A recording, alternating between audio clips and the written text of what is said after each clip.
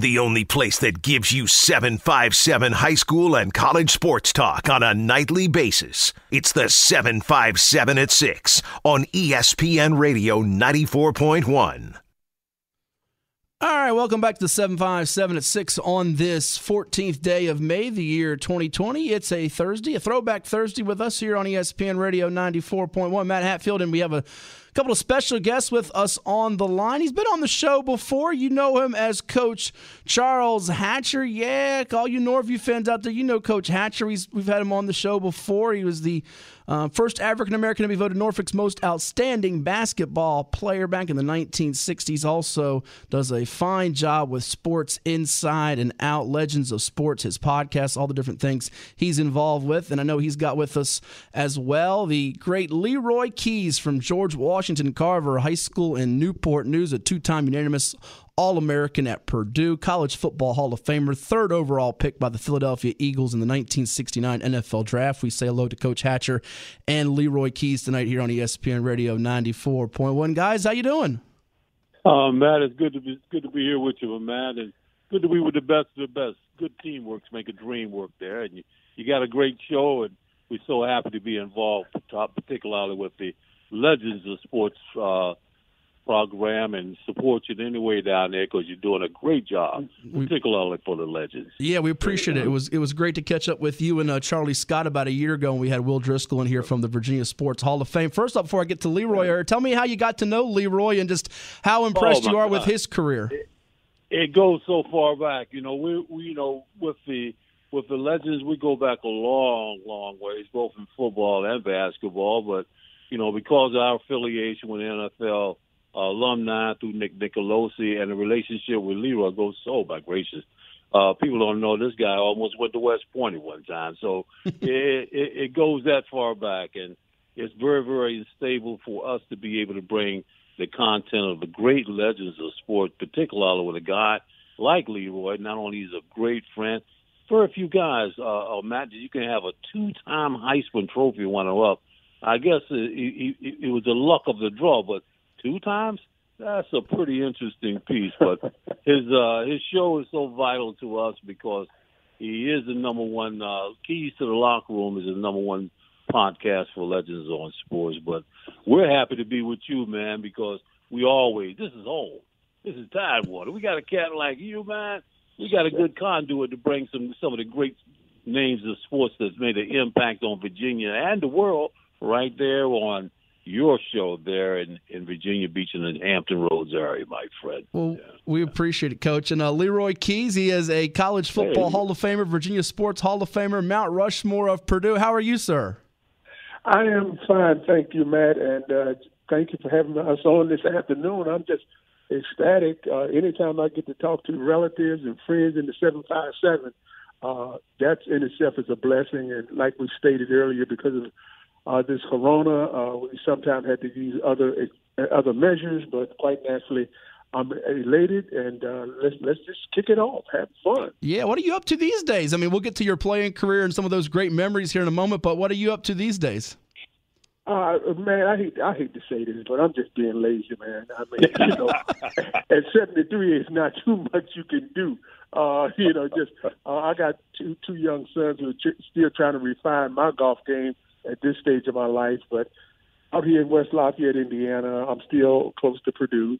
But just living day by day and just doing what everybody else is saying, the right thing, stay safe, stay out of harm's way until this COVID-19 runs its course and say goodbye somewhere out in the deep, deep ocean. Yeah, we're all hoping. But other than that, I'm just enjoying life, enjoying my family, and just enjoying being alive today. 73 wonderful years on this planet. That's great. Yeah, we're hoping everybody stays safe out there as they continue to push forward during this global pandemic. And for those that know, like I mentioned, 2014, the Big Ten Network put Mr. Keyes on the Mount Rushmore with Rod Woodson, Drew Brees, Bob Greasy, some all-time greats. I want to go back to a game, Notre Dame, national TV, reigning national champs, and you take a fumble back 94 yards to pay dirt. What do you remember about that game? A whole bunch of mistakes on everybody's part. The funny thing about that game was Bernie Miller, who's from Portsmouth, Virginia, by the way, was our defensive coordinator, and they decided earlier in the year that they were going to play me on defense as opposed to offense. And I said, hey, I just want to play ball. And so as they get the ball, we only have 10 guys on the field. And so Denny Serbies, one of my teammates, and he and I sitting with the defensive backs normally said, we're looking at each other saying, who's going to go on the field? He kept pushing me, I kept pushing him, because no one had said who was going to be the left cornerback in that particular game. And so eventually, Serbies being a little shorter than I am, he got more leverage than I did, and he pushed me out on the field. So I became the 11th man, and they had spread Nick Eddy out to the left. And I kept saying to myself, well, Nick Eddy is not a flanker. He's not a wide receiver per se. He's a running back coming out here as a flanker. Jim Seymour is on the other side. And I said, well, maybe I can get up here and sneak a play in. And Nick Eddy missed the block. We got a great tackle. The ball pops up in the air from Bob Gaggio.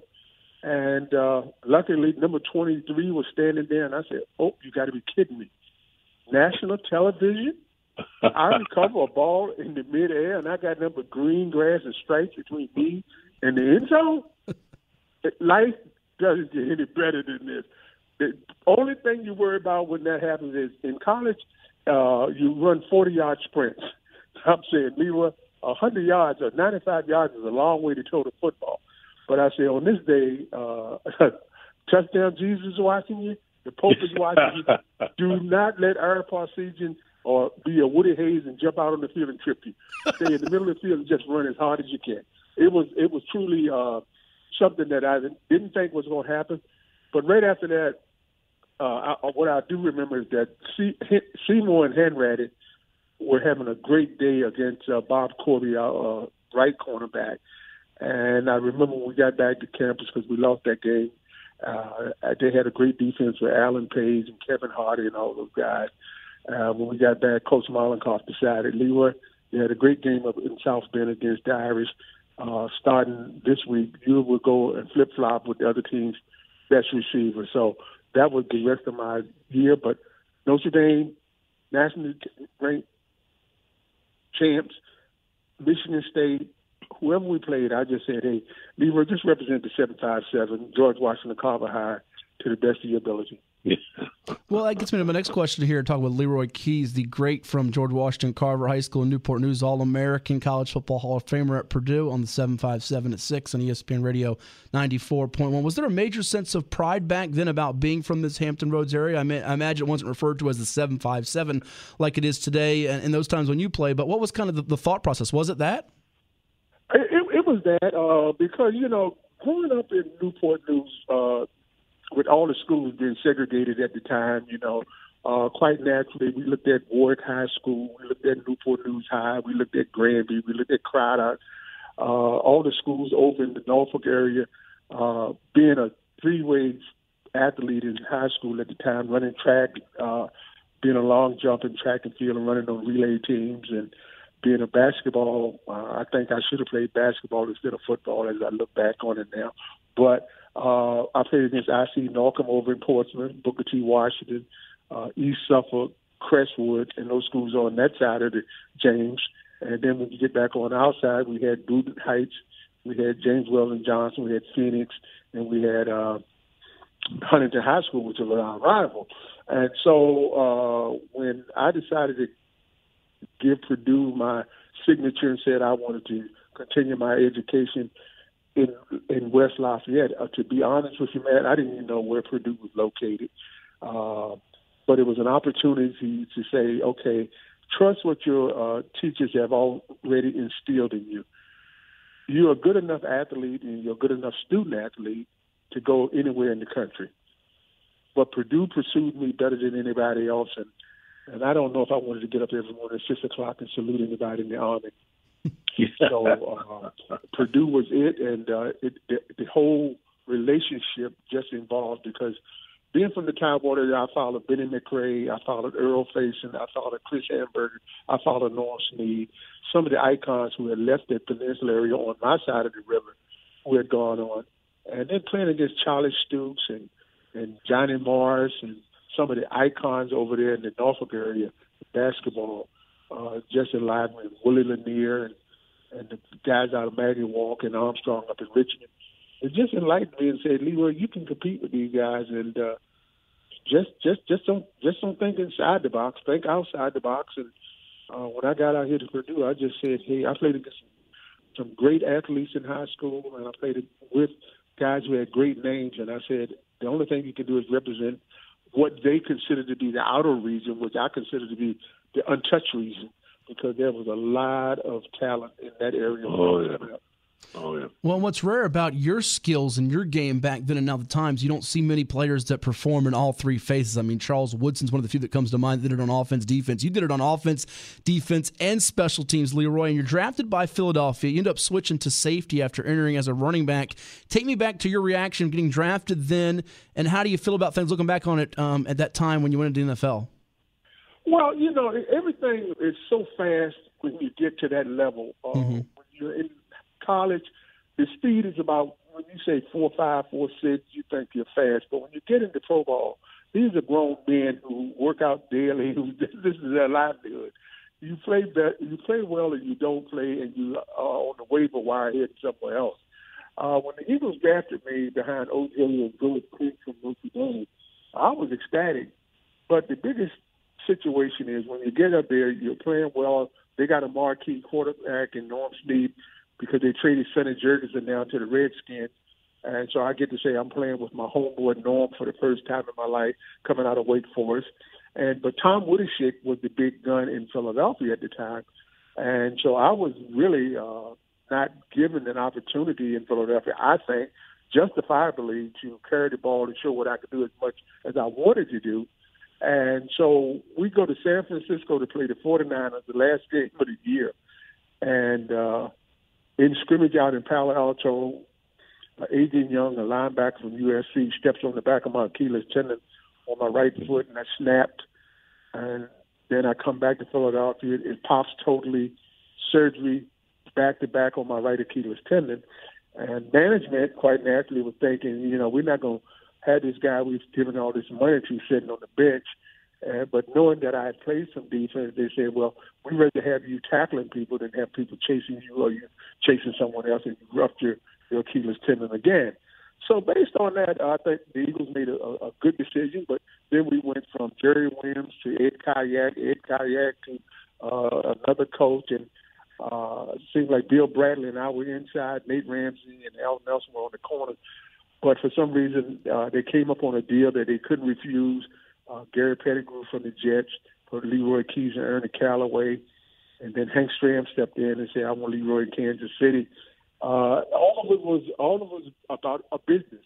That's what I used to call the NFL the no fun league, because as players we had our lawyers as representatives, but we did not have a big voice in the locker room about where you're going to go when you are traded. So.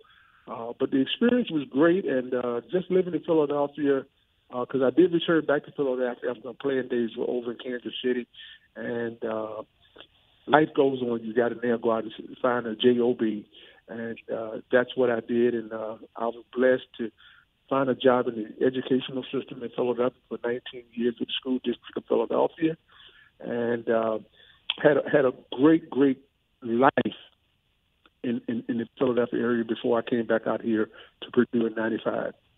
Well, just an awesome career. College Football Hall of Fame, Virginia Sports Hall of Fame, Mount Rushmore of Purdue, and it all started right here in the 757 at George Washington Carver High School in Newport News. The greatest football player in Purdue history. Yeah, that's no small honor either when you talk about some of those greats like we mentioned with Drew Brees, Bob Creasy, and Rod Woodson. Well, man, I always kid everybody. I said, Drew Brees will probably come back in his second 100 years. I got the first, so I don't mind giving him the second 100. Well, hey, guys, I could talk with you both all day, and we'll definitely get you both back on the program again. The great Leroy Keyes from George Washington Carver High School in Newport News. A pleasure talking with you, as well as our buddy Coach Charles Hatcher from Norview High, the great sports inside and out legends of sports. We'll be doing a lot more with him in the future. Guys, be well, and we look forward to talking to you both down the road, all right? All right, man. You have a blessed day, man.